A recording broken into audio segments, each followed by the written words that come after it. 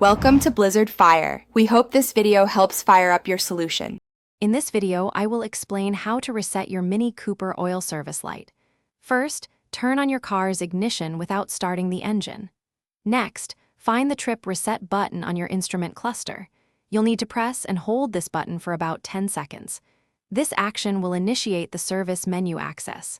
Keep holding until the display changes. Once the service menu appears on your display, release the trip reset button. Now, use the same trip reset button to scroll through the various service items presented. Navigate carefully until you find the oil service option. This is the specific item we need to address to clear the light effectively. To confirm your selection, press and hold the trip reset button once more. The display should then show a prompt like reset or a similar confirmation message indicating readiness.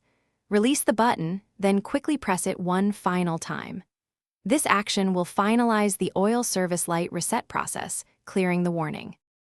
After completing these steps, turn off your ignition, then restart your Mini Cooper to verify the oil service light is now off.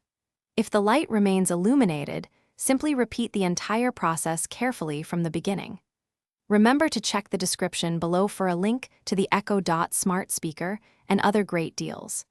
It's a fantastic way to enhance your home with smart technology and convenience. Thanks for watching. If you found this helpful, don't forget to like and subscribe.